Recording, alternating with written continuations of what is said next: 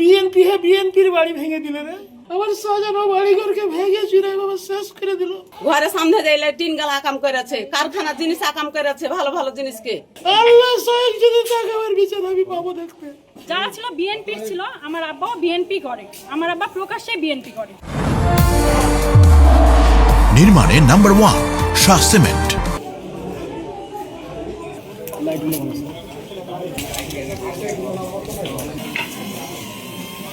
আমি লিখ ভেঙে দিত, জামাতে ভেঙে দিত, আফসোস ছিল না। তো বিএনপির বাড়ি ভেঙে দিলে রে। এতে ব্যক্তিগত গ্রাজে এটা একটা যুক্তির কথা হলো। আমি 77 সাল থেকে দল করি, সাজান সাহেবকে ফোনও দিলাম, কই এখন পর্যন্ত কিছু সারা সৌদা পেলাম।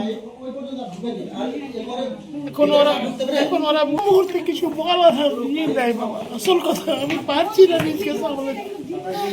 কেনে যে ঘটলো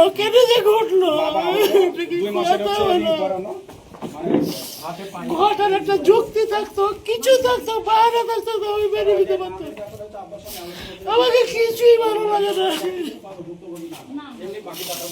আল্লাহ সহায় যদি থাকে আমার বিচার আমি পাবো দেখতে। কি বলবো বাবা, আর কি করবো?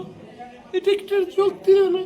আমার সাজানো বাড়ি ঘরকে ভেঙে চুরে বাবা শেষ করে দিল। ব্যক্তিগত আক্রোশ থেকে ওনারা আসছে যে আমার আব্বা আমার ভাইরা সবাই প্রতিষ্ঠিত, যেভাবে হোক আমাদের হাঙ্গা দাঙ্গা করে কিছু একটা করবে। যেহেতু আজকে শেষ সুযোগ, আমার ভাইরা চাকরির সুবাদে যে যেখানে ঢাকাতে চলে যাবে, ঢাকার এক এক জায়গাতে ওদের সুযোগ যে হ্যাঁ আজকে যেভাবেই হোক আমার কোনো ভাইকে হোক বা আব্বাকে হোক জখম করে কিছু একটা করবে, যাতে গ্রামের পরিবেশে গ্রামের মতোই তারা এইভাবে অত্যাচারিত আর নিপীড়িত হতে থাকে। যারা ছিল বিএনপির ছিল, আমার আব্বাও বিএনপি করে, আমার আব্বা প্রকাশ্যে বিএনপি করে।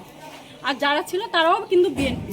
তাদের একটা ব্যক্তিগত আক্রোশ যে আমরা বিএনপি করছি, আমরা আমাদের মতো মার খাচ্ছি, ঘুরে বেড়াচ্ছি, তারা কেন প্রতিষ্ঠিত হবে, বাইরে থাকবে। সেই ইটখানেও আমার ভাইয়া ফেলে দিলে, আর আমরা ভেঙে আমরা কি মারছে।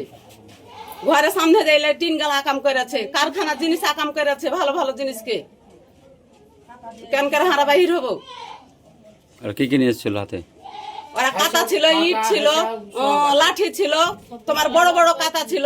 এম মেম্বার দেখে দিছে, এম মেম্বার নিজে দেখে দিছে, ইশারা দিছে, এমনে সান্ধাইতে কইছে, অমনে সান্ধাইতে কইছে।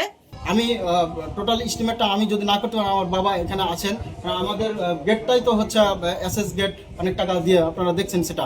তারপর আমাদের ড্রয়িং রুমটা ভাঙছে, সোফা সেটগুলো বের করে দিয়ে আগুন দিয়ে পুড়িয়ে দিয়েছে, আমাদের ভিতরে দরজা ধাক্কা দিয়ে ভাঙছে, আমাদের আসবাবপত্রগুলো ভাঙছে, এবং তারা আরও ক্ষয়ক্ষতি করার চেষ্টা করছিল, ভিতর পর্যন্ত আসতে পারে না। বাড়ির পিছন দিয়ে অ্যাটাক করছে, তারা আমাদের ব্যবহারযোগ্য জিনিসপত্র, তারপরে হচ্ছে ওই গাছপালা কেটে গেছে, তারপরে হচ্ছে আমাদের নলকূপটাও প্রায় নিয়ে গেছে।